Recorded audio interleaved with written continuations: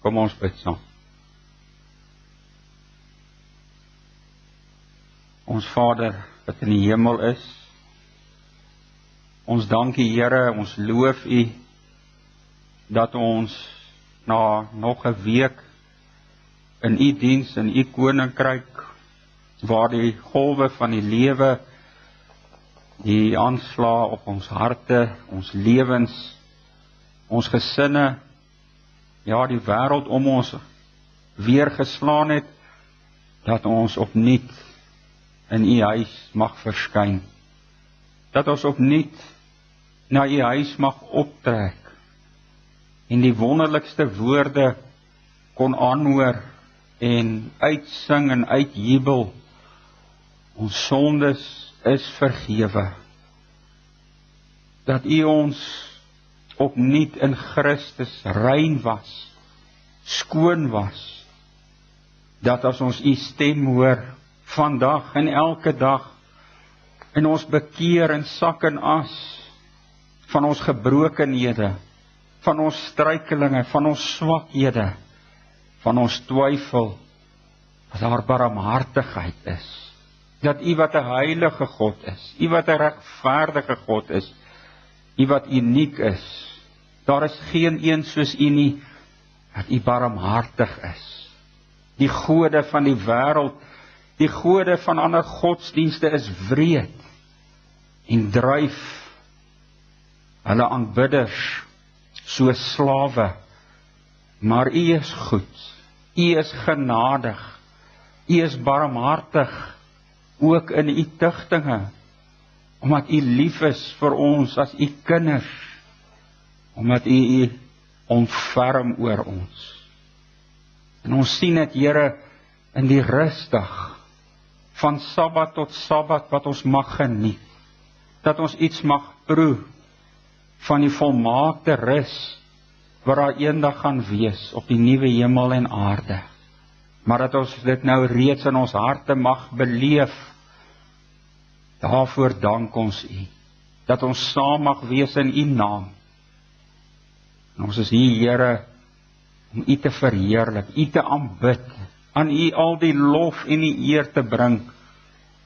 Nie net, Here, as U ons verlos, na gees en liggaam, elke dag van ons lewens nie, maar terwyl ons in die stryd is, terwyl daar worstelinge is, swaar kry, siektes, pyn, hartseer, maar ook, Here, in ons blydskappe, in ons vreugdes, in ons oorwinnings, aan alles die lof, die eer en die danksegging aan U. Ons dank U, Here, vir nog 'n voorreg om saam met medegelowiges voor U te verskyn, saam in aanbidding. Wil U ons daarom ook seën, Here, as ons mag saam luister na U lewende woord. Elke woord wat uit U mond uitgaan, die woord wat ons ontvang het van geslag tot geslag, waarin ons genadiglik mag vashou. O Here, seën ons ook daardeur. Ons dank U vir dit wat ons reeds kon geleer het in die prediking die afgelope tyd. Ook dit wat ons vanoggend wil saam lees, seën dit in ons harte, dat dit in ons gedagtes, dat dit ons gedagtes gevange mag neem, dat ons aandagtig mag luister wat U Gees vir die gemeentes wil sê. En seën ook, Here, as U diensknegt ook U woord wil verkondig, dat dit in liefde, in waarheid, in geregtigheid mag plaasvind. En ons bid dit, Here, nie net vir ons wat hier saam vergader is nie, maar vir U kerk, wat op hierdie rusdag en feesdag versamel, dat U woord oral mag uitgaan, dat U naam verheerlik mag word, dat U gemeentes, U kinders opgebou mag word, vermaan mag word, versterk mag word, om deur die geloof alleen te wandel. Seën ons, Here, dit bid ons in Christus se naam alleen. Amen.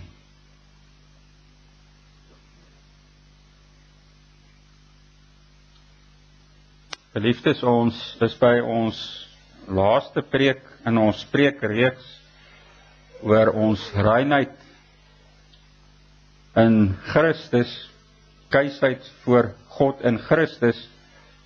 Vanaand se preek gaan eintlik dan die samevatting wees, maar spesifiek dan uit 1 Korintiërs 7, die laaste gedeelte in ons reeks waarby ons gaan stilstaan, is vers 12 tot 24. 1 Korintiërs 7, vers 12 tot 24.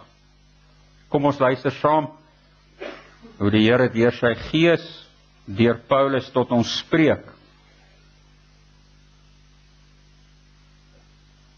Maar vir die ander sê ek, nie die Here nie, as enige broeder 'n ongelowige vrou het, en sy dit goed vind om met hom saam te lewe, moet hy haar nie verstoot nie. En as 'n vrou 'n ongelowige man het, en hy dit goed vind om met haar saam te lewe, moet sy hom nie verstoot nie. Want die ongelowige man is geheilig deur die vrou, en die ongelowige vrou is geheilig deur die man. Want anders sou julle kinders onrein wees, maar nou is hulle heilig. Maar as die ongelowige wil skei, laat hom skei. In sulke gevalle is die broeder of suster nie gebonde nie. Maar God het ons tot vrede geroep. Want hoe weet jy, vrou, of jy die man sal red? Of hoe weet jy, man, of jy die vrou sal red? Maar elkeen moet wandel, net soos God hom dit toebedeel het, soos die Here elkeen geroep het. En so bepaal ek in al die gemeentes. Is iemand as 'n besnedene geroep? Hy moet die besnydenis nie laat verander nie. Is iemand as 'n onbesnede geroep? Hy moet hom nie laat besny nie. Die besnydenis is niks, en die onbesnydenheid is niks, maar die onderhouding van die gebooie van God. Laat elkeen in die roeping bly waarin hy geroep is. Is jy as 'n slaaf geroep? Laat dit jou nie kwel nie. Maar as jy ook vry kan word, maak daar des te meer gebruik van. Want die slaaf wat in die Here geroep is 'n vrygemaakte van die Here. So is ook hy wat as 'n vryman geroep is 'n slaaf van Christus. Julle is duur gekoop. Moenie slawe van mense word nie. Laat elkeen, broeders, in die staat waarin hy geroep is, daarin bly voor God. Tot daar ons skriflesing vir vanmiddag. Kom ons sing verder saam, ook met die oog op die woordverkondiging uit Psalm 34. Psalm 34, daar sing ons saam vers 6, vers 7 en vers 8. Vers 6, kom kinders, hoor na my, die Heer se vrees wil ek julle leer. Wie is dit wat lewensduur begeer en daar wat hom verbly? Laat tong en lippe vra na waarheid en ontwyk die kwaad. Soek wat God wil, die regte daad en jaag die vrede na. Die kind van God soek na die Here se woord, na sy waarheid, en ons soek ook die Here se waarheid in die prediking van sy woord. So kom ons sing daar Psalm 34 vers 6, 7 en 8.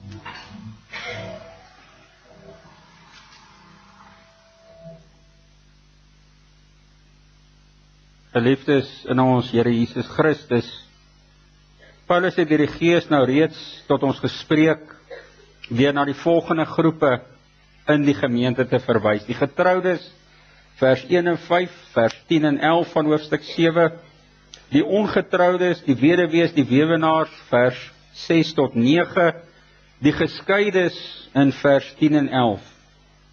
In vers 12 tot 16 spreek hy 'n laaste groep aan, 'n gemengde huwelik tussen 'n gelowige en ongelowige. Net hierby noem in vers 25 tot omtrent vers 38 spreek hy ook die maagde aan, maar ons het reeds in beginsel daaraan geraak toe ons gekyk het na vers 6 en 9, en dit gaan ook nie deel wees van ons reeks prediking nie.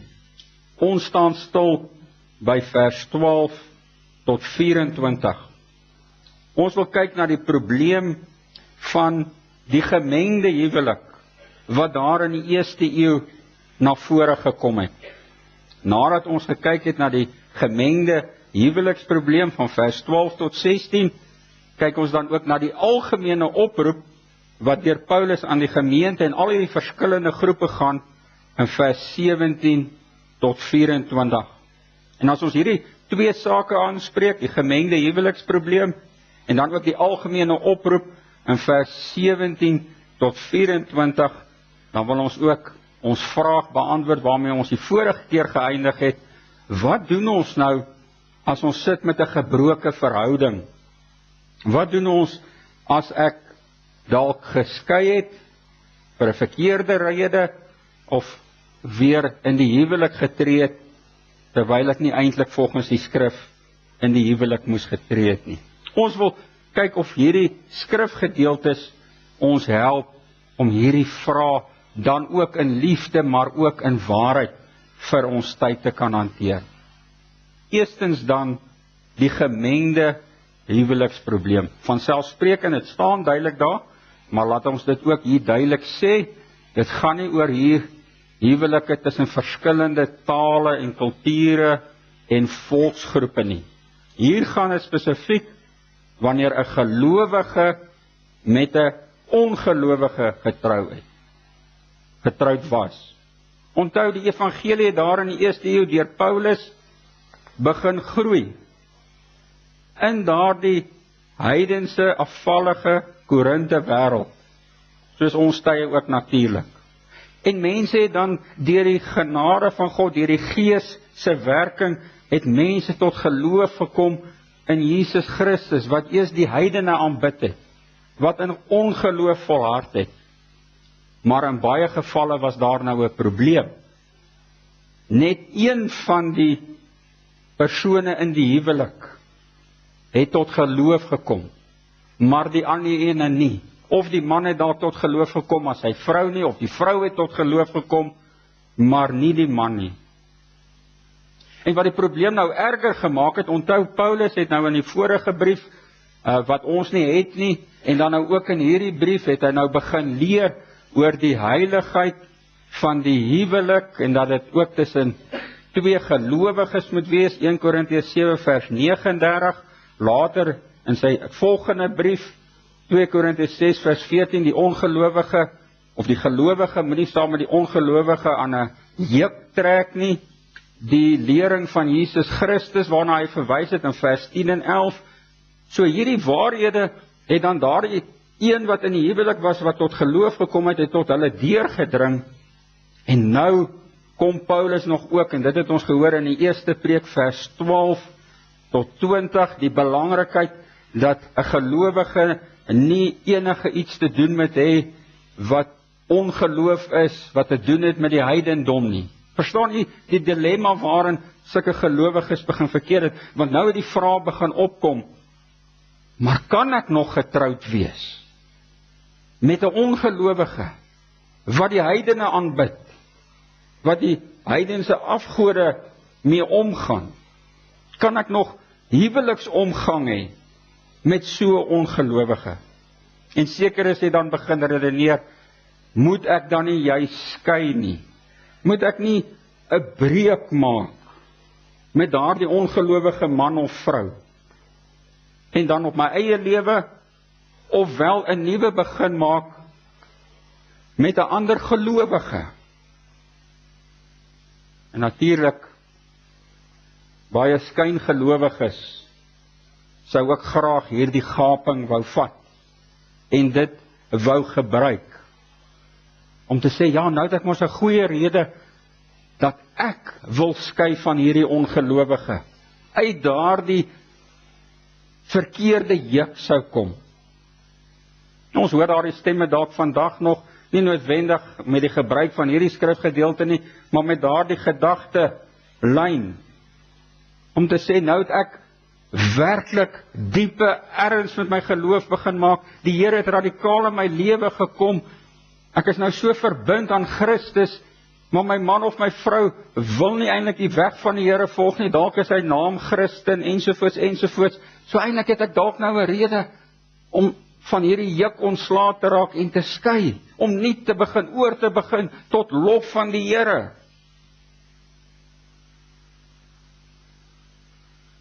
Maar is dit wat Paulus ons hier leer? Is dit wat die Gees in hierdie gebroke, moeilike situasie, waarin so gelowige dan kan verkeer? Ja, Paulus skryf hier in vers 12 en 13 deur die Gees van God, en hy gee die bevel daarso, dat as jy daar tot geloof gekom het, jy is eers as heidene getrou, dan moet jy bly in daardie situasie. Dan moet jy van jou kant as die geestelike volwassene, as die gelowige, alles volgens die skrif se raamwerk, alles doen om daardie huwelik in stand te hou en te red. Dit mag nie vir jou 'n verskoning wees om uit daardie huwelik te kom nie. Jy moet alles doen volgens die skrif se norme om daardie huwelik ook te heilig tot lof en eer van die Here. So terloops, net vinnig die beginwoorde van vers 12 waar daar staan, maar vir die ander sê ek, nie die Here nie, beteken nou weer eens net vinnig, dis nie maar net 'n persoonlike mening wat Paulus hier gee nie, hy bedoel daarmee, Jesus Christus het oor hierdie gemengde huwelik nie 'n duidelike woord gespreek nie, of hy het nie iets daaroor geopenbaar nie. En hy, wat Paulus is, wat die Gees van God het, vers 40, hy spreek nou God se wil vir die kerk van alle tye, spreek hy nou vir hulle oor die gemengde huweliksaak, vers 17, en so bepaal ek in al die gemeentes. Vers 10 het ons gehoor, Jesus het reeds oor die huwelik, die egskeidingssaak, het hy 'n woord gespreek, Paulus sluit daarbey aan, maar Jesus het nog nie 'n woord gespreek, of in sy bediening van 3 jaar, het hy nie 'n woord gespreek oor hierdie ongelowige, wat met 'n gelowige in die juk trek in dieselfde huwelik nie. En nou kom Paulus, en hy sê, ek sê, deur die Gees van God, hier is wat die Here se wil is. Wat is die rede waarom Paulus nou leer, bly in daardie huwelik, red hom volgens wat die skrif van ons vra? Die antwoord daarvoor gee hy in vers 14, want die ongelowige man is geheilig deur die vrou. Die ongelowige vrou is geheilig deur die man, want anders sou julle kinders onrein wees, maar nou is hulle heilig. Die gelowige bepaal die toestand voor die Here van daardie gesin en van daardie huwelik, en nie andersom nie. En nou belangrik, hierdie heiliging waarvan hier gepraat word, moet ons nie verstaan as 'n innerlike heiliging nie. Want dit sou dan beteken dat outomaties as jy met 'n gelowige trou, dat die ongelowige outomaties tot geloof kom. Iets van wat ons in die teologie noem 'n vorm van verbondsautomatisme nie. Dieselfde geld ook wat die kinders betref, die gedagte dat jy outomaties dan 'n gelowige is bloot omdat jou ouers kinders van die Here is. En dis nie die gedagte wat hier geleer word nie. Hierdie wys op die spesiale invloed en posisie wat 'n ongelowige of die kinders dan het teenoor kinders wat uit heidense gesinne kom. Daardie posisie word jy ingeplaas kragtens die Here se genadeverbond. Nie omdat jy dit inherent in jouself het nie, dit is 'n verbondsgedagte. En die doel daarvan is juis dat daardie gelowige vrou of gelowige man kragtens die genade wat hulle ontvang het, waar hulle tot geloof gekom het, dan op die ongelowige man of die ongelowige vrou 'n heilsinvloed sal uitoefen. 'n Instrument in die hand van die Here sal wees dat as die Here dit wil, daardie geloof ook sal oorgaan tot die ongelowige man of die ongelowige vrou, en natuurlik van selfsprekend dat dit sal oorgaan ook tot die kinders kragtens die Here se genade verbond. Vers 15 sê Paulus dan ook, dit is wat ons moet nastrewe, maar die gebroke wêreld, geliefdes, is die werklikheid waarin Paulus sy woord bedien het. Want vers 15 sê, maar as die ongelowige wil skei, laat hom skei.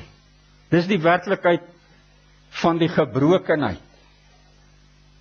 Belangrik, sien nie wat staan daarso, maar as die ongelowige wil skei, laat hom skei. Dit bevestig wat ons nou gesien het, wat Paulus baie duidelik wil maak in vers 12 en 13 en 14. Dis die vertrekpunt, dis die beginsel. Maar nou is daar die gebroke wêreld. Nou is dit waarvan Jesus gepraat het, wat hy na verwys het in Matteus 19, van die verhardheid van ons harte, die gevolge daarvan vir die wêreld, wat ook die gelowige tref. Maar as die ongelowige wil skei, dan skryf Paulus deur die Gees, laat hom skei. Baie belangrik, dis nie die gelowige wat uitkoms soek, en so gou as moontlik uit daardie moeilike posisie probeer kom, wat nie maklik is nie. Dit is as die ongelowige man of vrou wil skei, wil breek, niks meer met daardie huwelik te doen wil hê nie, die geloof verwerp. En dan sê Paulus, in sulke gevalle is die broeder of suster, met ander woorde die gelowige in daardie huwelik, is hulle nie gebonde nie.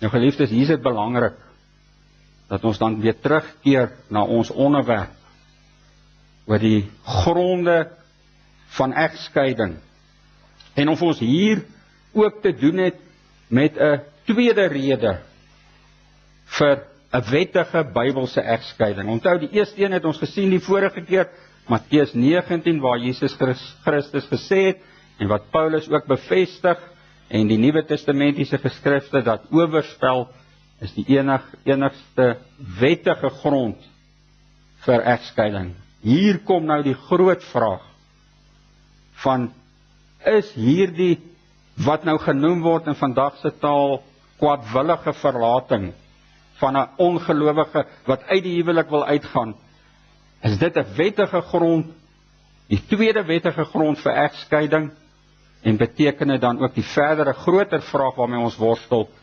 dat so die gelowige dan nou weer kan trou. En hier wil ek vir u graag aanhaal, geduld met die aanhalings, maar die saak is so belangrik, ek wil dit vir u volledig aanhaal, wat Prof Paul de Bruin van ons kerkverband, wat seker die laaste 20 na 30 jaar as etikus die grootste invloed op ons kerkverband gehad het. Hy skryf as volg, ek haal aan, oor die verklaring van hierdie teks, 1 Korintiërs 7 vers 15, is daar in die Christelike kerke twee uiteenlopende beskouings.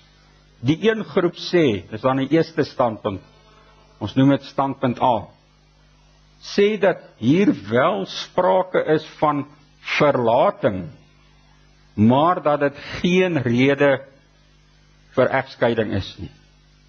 Solank die verlater nie met iemand anders trou nie, mag die verlatene ook nie trou nie, want dan pleeg hy sy egbreek op grond van Matteus 5 vers 32 en 19 vers 9. So die ene wat dan die onskuldige party is, waar die ongelowige dan uit die huwelik breek, wat hy dan hierso sê is dat die onskuldige party is ook dan onskuldig voor God, vir sover hy of sy nie weer trou nie, maar die oomblik, as hulle self dan oorgaan tot trou, dan volgens hierdie eerste standpunt, is dit nie die wil van God nie, en dan pleeg jy self egbreek vanselfsprekend, omdat jou lewensmaat, waarmee jy oorspronklik in die huwelik getree het, nog lewe. Verder sê Prof de Bruin, maar as die verlater trou pleeg, hy sy egbreek, en dan het die verlatene die reg om op grond van genoemde tekste ook weer in die huwelik te tree.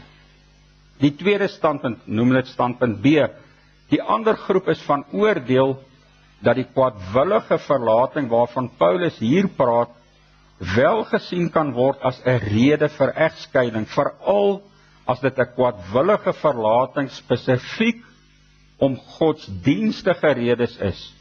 Hierdie standpunt is volgens Geesing gehuldig deur Luther, Calvin, Beza en Voetius. Dit word verder gevind in die Westminster Confessie, ons broer wat ons bedien het met die woord en die lesings die afgelope vorige week, Dr. Paipa, wat in die Westminster tradisie staan, so dit is hulle standpunt wat ook hierdie tweede standpunt is. Dan sê Prof. Paul de Bruin, ander voorstanders daarvan is Bouman, Grosheide, Boetner, Olteus en Groenewald. Dr. E.P. Groenewald, 'n baie gesaghebende Afrikaanse verklaarder, die swart kommentare reeks.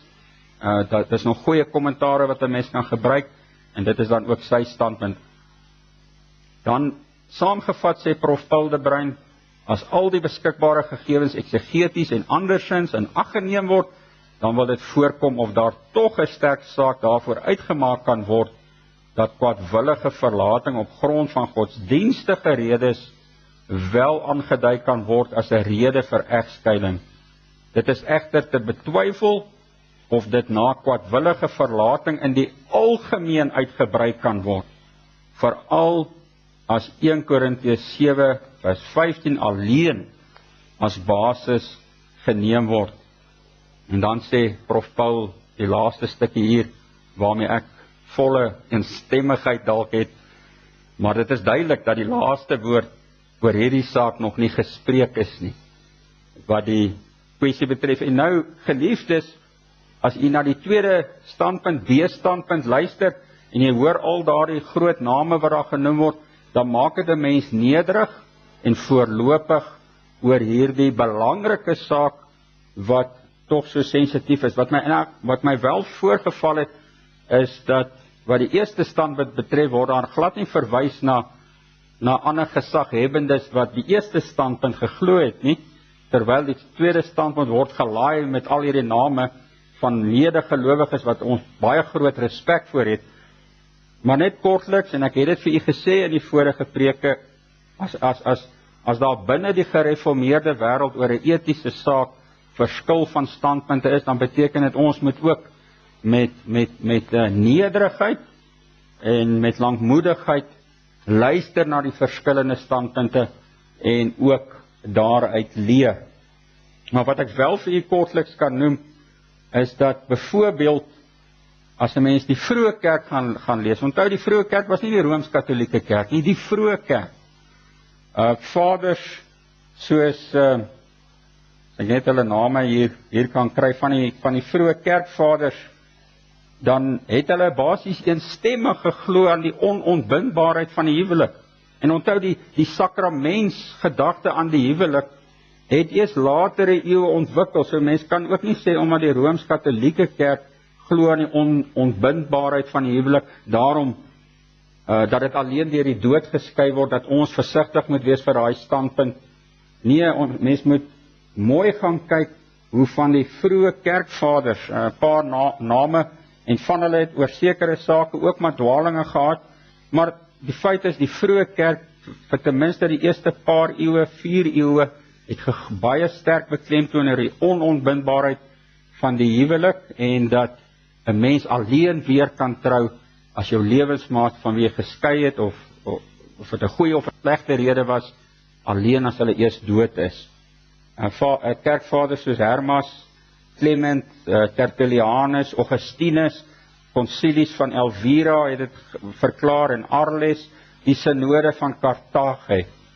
En dan meer in vandag se tyd is daar byvoorbeeld die PRCA, die Presbyterian Reformed Church of America, Reformed Protestant Reformed Church of North America, handhaf die A-standpunt ook vandag, die Anglikaanse kerk, die Roomse Katolieke kerk. So hierdie saak, ek noem dit net vir u, dat ons sal besef, dat aan beide kante, en natuurlik ook vandag baie van die gereformeerde Baptiste kerke, John Piper en van die ander bekende teoloë, handhaf ook hierdie A-standpunt, wat Prof Paul de Bruin hier genoem het. En ek noem dit net aan u om te sê, dat die saak is nie so klinkklaar, dat die kwaadwillige verlating dan as 'n wettige grond deur die kerk, alle kerke aanvaar word nie.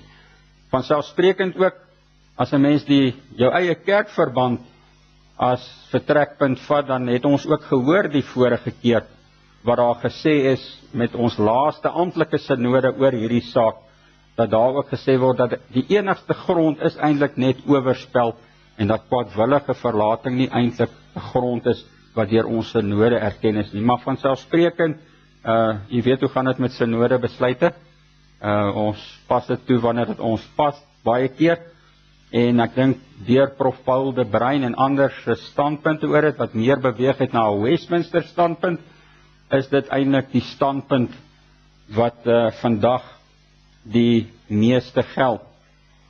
En ek dink tragies genoeg, as ons maar gebly het by of standpunt A, standpunt B, selfs by die Westminster standpunt, dink ek sal daar nog baie groter reformatie van ons huwelike, sal daar nog baie sterker standpunt teen onwettige egskeidings gewees het, maar ek dink die tye waarin ons lewe is al sommer verby, daardie 2 standpunte wat onder gereformeerde kerke geleef het.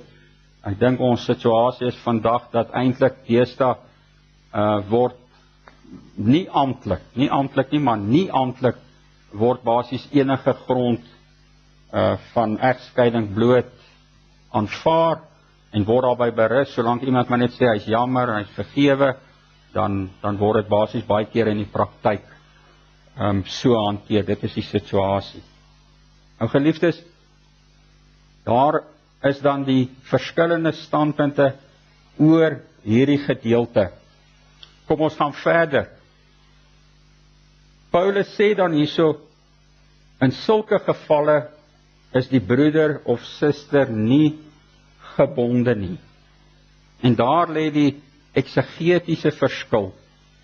Standpunt B sal sê, dat as gevolg van daai kwaadwillige verlating, het daar nou 'n skeiding plaasgevind, daar is nie meer daai huwelik nie, en daarom kan die onskuldige party, die gelowige, weer trou. Standpunt A sal sê van hierdie vers 15, dat daardie tweede vers kwalifiseer dit alles, en jy moet dit lees in die konteks van wat Christus gesê het, van reeds wat vooraf gesê word, en wat in vers 39 gesê word, as daar gesê word, in sulke geval is die broeder of suster nie gebonde nie, is daardie woord gebonde 'n ander Griekse woord as die woord skei, wat ons ook hier lees, en beteken dit bloot daar, dat Paulus pastoraal daar sê, dat jy word tot vrede geroep, die gesin se lewe word tot vrede geroep, jy hoef nie gebonde te bly dan aan daardie huwelik, aan daardie juk wat nou ongelyk is nie.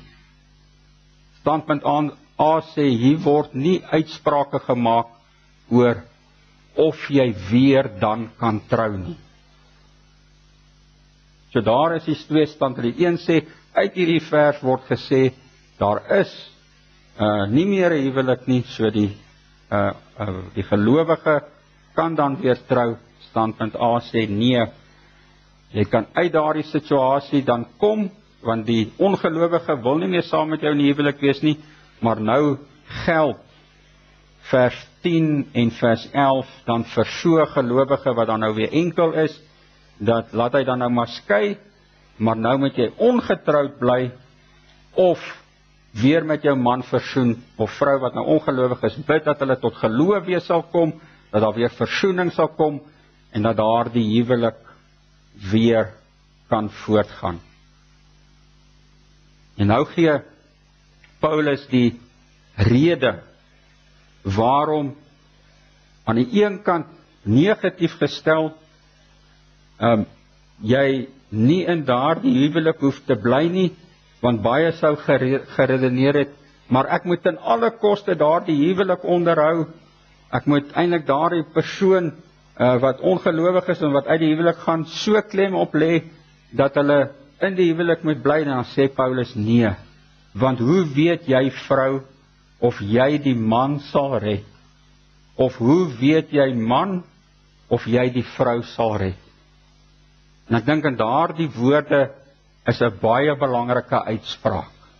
In daardie woorde sien ons by implikasie dat die belangrikste ding op aarde nie die huwelik is nie. Die gevaar kan bestaan, so belangrik as wat ons glo die huwelik is, dat 'n mens dit ook nie verabsoluteer nie. Alleen God en sy woord is absoluut. En Paulus sê daardeur dat so 'n persoon, goedgelowige, wat in alle koste nou, al bring dit onvrede en chaos in die huis en in die gesin en in hulle eie geloofslewe, nog steeds daarin wil bly, terwyl die ongelowige wil uitgaan, dan sê Paulus hier, nee, moenie dink jy is soewerein nie, moenie dink dit is jy wat ten einde werklik mense kan red nie. Ja, jy is 'n instrument, jy kan gebruik word om 'n getuienis te wees vir daardie ongelowige en vir die gesinssituasie, maar onthou, ten einde is dit God wat geloof skenk. Want dit kan dalk wees dat daardie ongelowige juis nie 'n uitverkorene is nie, wat die Here nie uitverkies het om tot geloof te kom. So vers 16 wil dan jy sê, moenie daardie huwelik verabsoluteer nie. As hy wil gaan, laat hy gaan, want julle is tot vrede geroep. Jou geloof in Christus, jou verhouding met die Here, die kinders wat opgevoed moet word in die vrees van die Here, daar is jou roeping. So die huwelik moenie verabsoluteer word ten alle koste nie. Nou geliefdes, dit bring ons by die tweede gedeelte. Gedeelte waar Paulus dan samevattend spreek tot alle groepe van hierdie verskillende gelowiges wat hulle in verskillende situasies bevind het. Ons vind dit daar in vers 17 tot 24. Samevattend wat ons hieruit sien is dat die Gees ons hier leer, dien die Here daar waar jy nou geroep is. Daar die situasie waarin jy nou is. Hoe gebroken dit is, hoeveel verkeerde besluite en worstelinge daar ook al was, daar waar jy nou geroep word, in daardie verhouding en situasie, daar moet jy nou begin. Vandag as jy sy stem hoor, daar moet jy hom getrou begin volg. Kyk hoe beklemtoon hy dit in hierdie gedeelte, vers 17, maar elkeen moet wandel net soos God hom dit toebedeel het, soos die Here elkeen geroep het. En hy bepaal dit vir al die gemeentes. Die woord kom nou daar, na al daardie gebroke verhoudings, en hy sê, begin daar met jou roeping en jou taak. vers 20 sê dit ook, laat elkeen in die roeping bly waarin hy geroep is. Vers 24 voeg 'n woordjie by om dit nog vir ons verder te beklemtoon deur te sê, laat elkeen broeders in die staat waarin hy geroep is, daarin bly voor God. As jy as enkellopende nou die Here dien, bly daarin. As jy die gawe het van onthouding, bly daarin. Ja, volg die wettige kanale volgens God se woord as jy geroep word tot die huwelik. Maar wat sentraal staan nou in jou lewe as een wat deur die Here begenadig is die woorde van vers 19. Onderhou die gebooie van God. En Paulus gebruik 2 voorbeelde om juis dit wat hy vir hulle wil leer, dien die Here nou in jou situasie en toestand en bly in daardie roeping. Vers 18 en 19 praat hy van die besnedene of die onbesnedene. Moenie dit probeer verander nie. As jy geroep is, as die Here se genade tot jou gekom het, as sy woord tot jou gekom het, toe jy besnedene was, 'n Jood was, dis wat hy wil sê, dan bly jy 'n Jood. Jy moet nie probeer 'n Griek word of 'n nie-Jood nie. Dis jou gegewe, dien die Here daarin nou as 'n gelowige Christen Jood. En so ook vir die nie-Jood. Die Grieke moenie probeer Jode word nie. Hulle moet nie hulle laat besny. Dis nie meer nodig nie. Die woord gaan nou uit na al die volke. En volgens die agtergrondsinligting kan ek net dit noem dat buite Bybelse bronne sê dat daar seker is van die Jode probeer het deur mediese ingrype om hulle besnydenis te probeer verander. Hoe hulle dit probeer doen het, sal ek nou nie weet nie. Maar dis so 'n halwe ontkenning van dit wat vooraf gekom het, so asof toe Christus nou gekom het, nou moet hulle Joodse geskiedenis en alles net los. Vandag se toepassing kan ons byvoorbeeld dink aan die Hebrew Roots Movement wat nou almal Jode wil probeer word. En hier is vir my 'n pragtige teksgedeelte wat dit ook aanspreek. Jy hoef nie 'n Jood te word of Jerusalem toe te gaan of na die tempel weer te gaan herbou of iets nie. Dien die Here daar waar jy is as Afrikaner, as Engelsman. Ja, ook as Engelsman. En selfs Amerikaners en almal dien die Here daar in jou status en jou gegewenheid waar die Here jou geroep het. Volgens jou taal, jou kultuur, loof en prys die Here. Wat sentraal daarin moet staan, is wat vers 19 sê. Maar die onderhouding van die gebooie van God. Ook die voorbeeld van die slaafskap. Dat, ja, Paulus sê dit daar in sy brief later, dat as hy kan vry word die slawe, wonderlik. As dit op 'n wettige manier, op 'n ordelike manier kan gebeur, gebruik dit. As jy slaaf word, maar belangrik, selfs al is jy 'n slaaf, dien die Here daar. En is dit nie 'n belangrike boodskap ook vir ons tye nie, geliefdes? Mens kan dit van toepassing maak op ander lewenssituasies. My werksituasie, dien die Here daar. Ja, as die Here ander uitkomste gee, 'n beter werksituasie, wonderlik. Maar 'n gelowige mag nooit redeneer dat eers as ek hierdie werk het, dan gaan ek die Here dien. Dan gaan dit goed gaan. Dan gaan ek voluit die Here dien nie. 'n Mens kan dit van toepassing maak op ander situasies. Deur te sê op ons onderwerp wat nou vooraf gegaan het, moenie sê enkel lopende eers as ek 'n maat ontvang. Eers as ek in die huwelik tree, jong mense, eers as ek getroud is, dan gaan ek voluit die Here dien, met oorgawe en passie nie. Nee, daar as jong mens, as jy 5 jaar oud is, of jy 10 is, of 15 of 20, of wat jou situasie ook al is, dien die Here voluit met passie reeds daar. En dan 'n groter toepassing, miskien op ons kerklike situasie, op ons volk se situasie. Ons mag nooit sê, en hoor belangrik die onderskeid wat ek maak, om te sê ons geloof in Jesus Christus is afhanklik van die republikeinse stelsel, of die demokratiese stelsel, of een of ander stelsel nie. Nee, dis nie afhanklik wat my geloof in Jesus Christus betref, en om kerk te wees daarvan afhanklik nie. Wel is dit waar dat daar sekere sisteme, maatskappye en samelewings is, wat beter is en voordeliger is vir die evangelie van Christus.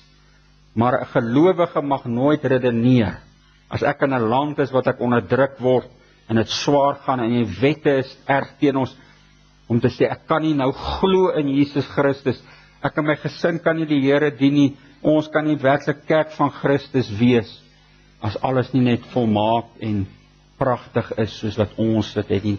Paulus leer vir ons 'n baie belangrike saak hierso.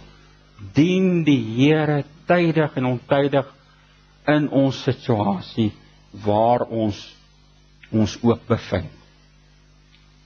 In my eie lewe, my gesin se lewe, ons gemeente se lewe. Vir geliefdes, wat sê dit dan vir ons vraag? As ek dan vir verkeerde redes geskei of gehertrou het, dan bely ek dit. As ek in my gewete, jy hoor nou die verskillende standpunte, as ek in my gewete oortuig was, het vir verkeerde redes geskei of weer getrou, dan bely ek dit as sonde, en is verby. Dis net die sonde van teen die Heilige Gees, wat 'n gelowige dank God nie kan pleeg nie, wat onvergeefbaar is. En of ek gehoreer het toe ek jonger was, of toe ek ouer was, of dalk nog in die week verkeerd oortree het in daad of woord of gedagte, dan bely ek dit voor die Here. Dit is verby. En ek vra, Here, daar waar ek nou is, dat ek U voluit dien, met oorgawe. As ek nou, hier waar ek is vandag, geskei is, dan volg ek vers 10 en 11, bly ongetrouwd, of hoop dat daar weer versoening kom. As ek enkel lopend is, bly ek dit, totdat die Here op sy tyd, as dit sy wil is, vir my 'n huweliksmaat gee. En hier is ook 'n belangrike pastorale saak, geliefdes. U onthou in Johannes 21, toe die Here daar weer Petrus bevestig het jy my lief? En hy sê, ja Here, U weet dit, en aan die einde dan sê hy, maar wat van Johannes? Wat van Johannes? As ek dan hierdie sware lyding, marteling, dood moet deurgaan, maar wat van Johannes? En pas op, laat ons dit ook vra. As daar dan mense is, wat dan tans in huwelike is, wat hulle nie moes gewees het nie, of dalk geskei het, wat hulle nie moes gewees het nie, moenie vir u wat reeds in die huwelik is, of ons jong mense sê, daardeur het ek ook nou 'n uitkomkans, dat ek ook eendag, maar ook mag skei en trou en skei en trou nie. Nee, geliefdes, dis mos nie hoe die gelowige omgaan nie. Ons gebroke situasies, ons gebroke verhoudings, onwettige huwelike, egskeidings, dit bepaal nie wat reg is verkeerd nie, wat bepaal word is, vers 19, die onderhouding van die gebooie van God. Ja, Dawid is vergewe vir sy ontrou, vir sy egbreek, maar ons kan nie redeneer, omdat hy vergewe is, nou kan ek uitgaan, en egbreek gaan pleeg, en onwettige egskeidings gaan laat plaasvind, want die Here gaan my mos vergewe nie. Nee, ons kan nie. Dis nou, geliefdes, waar ek opnuut na die Here se wil moet vra, en daar getrou mag bly.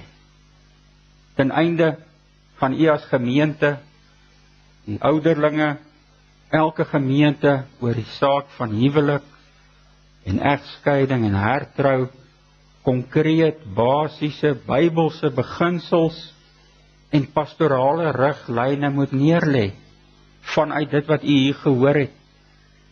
Ek sal ook op my eie webblad, wat ons daarby Carlton Wil gemeente op hierdie stadium gedoen het, gaan ek op my webblad beskikbaar stel vir u om verder te lees, want as u ten minste deur hierdie preekreeks net begin dink oor die belangrikheid van hierdie onderwerp, en die implikasies wat dit het oor ons siening van die genadeverbond, ons huwelike, en dit wat daaruit volg, dan is 'n mens dankbaar daarvoor. Maar ten einde is dit belangrik, geliefdes, dat ons hierdie vertrekpunt het. Die Here het ons vergewe, en hy vergewe ons verkeerde besluite, maar laat ons dit nou nie gebruik om daardeur ons gebroke situasies die norm te maak van hoe ons dink oor huwelik, egskeiding en hertrouing. Dat ons terugkeer na Christus en wat Paulus leer. Want dit was juist die Fariseërs en die Fariseërs wat gekom het met al hierdie strikvrae. Ja, maar as hierdie man soveel en soveel keer getroud was, met wie gaan hy getroud wees in die hemel? En die gebroke situasie van ons tyd. En wat was Christus en Paulus se antwoord heeltyd? Terug na die skrifte, terug na die skrifte. Dit is wat ons moet lei. En dan met 'n pastorale hart, met bewoondheid, want ons almal sondig en is gebroke, dan elke geval, wat dalk op ons lewenspad mag kom, familie, vriende, kerke, dat ons dit met wysheid en liefde sal hanteer. Ek sluit af, geliefdes, en met die uitnodiging na vanaand se konklusie van ons reekspreek, wat juis gaan fokus op hierdie trooswoorde, wat Paulus skryf in 2 Timoteus 2 vers 13. As ons ontrou is, hy bly getrou. Hy kan homself nie verloon. Vanaand wil ons hoor dat Christus, die getroue, ons enigste hoop is, om ons te vergewe van ons gebrokenheid, maar baie belangrik, ook om ons te herstel in ons verhoudings wat gebroken is, maar ook vir ons kinders, dat ons huwelik en ons verhoudings sy naam sal loof en prys. Mag die Here ons dan daar ook, as die Here wil in vanaand se diens, met daardie troostwoord seën. Amen. Kom ons bid saam.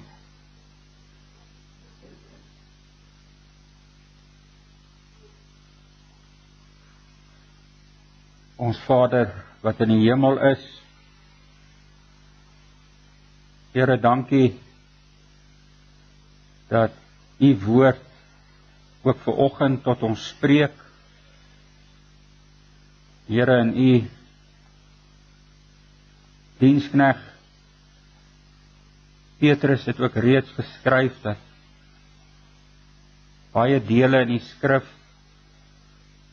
moeilik is om te verstaan, baie keer omdat ons gebroken en sondig is, en die gevolge daarvan baie keer in ons lewens diep sny, en ons voorootmoedig voor u. Maar baie keer, Here, ook omdat goeie gelowiges mag verskil oor sekere verklarings. Gee dat dit ons nie moedeloos sal maak nie, maar dat ons in eerbied en ontzag sal aanhou studeer en soek na u woord, dat ons nie die moeiliker gedeeltes sal vermy en verby dit sal gaan nie, maar juis deur die leiding van die Gees daarmee in gesprek gaan vir ons lewens. En dankie, Here, dat u woord konkreet tot ons lewens spreek, in ons verhoudings, in ons huwelike, in ons gebrokenheid. En dat ons daaruit mag leer, en ook vertroos mag word. Seën ons ook verder in hierdie dag, hierdie rus en feesdag, 'n dag wat juis afgesonder is, dat ons midde die besigheid van ons lewe, selfs met goeie dinge, dat ons hierdie rustdag het juis om stil te raak en bietjie saam met ons geliefdes, familie en vriende te vra oor hierdie sake, in gebed tot U te kan gaan, maar dan ook saam as gemeente weer by mekaar te mag kom vanaand, om U verder te loof en te prys, en om te hoor, wat is ons enigste troos in die herstel van ons verhoudinge, maar dan ook om ons verhoudinge so in te rig en ons lewens dat dit tot lof is van U groote naam.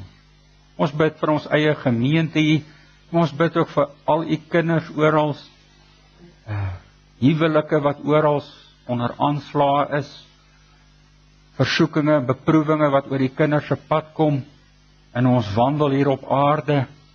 Ag Here, wees ons genadig in U barmhartigheid en leer ons U geregtigheid vir ons en ons kinders. Dit is ons gebed, Here. Dit is ons hartwroeginge, dat daar opnuut, ons weet in hierdie wêreld gaan dit nooit volmaak wees nie. Pas maar altyd gebrokenheid, maar Here, dat daar opnuut 'n geslag mag opstaan, wat trou is aan U woord, en ook aan mekaar. Help ons daarin, Here. Dit bid ons in Christus alleen. Amen.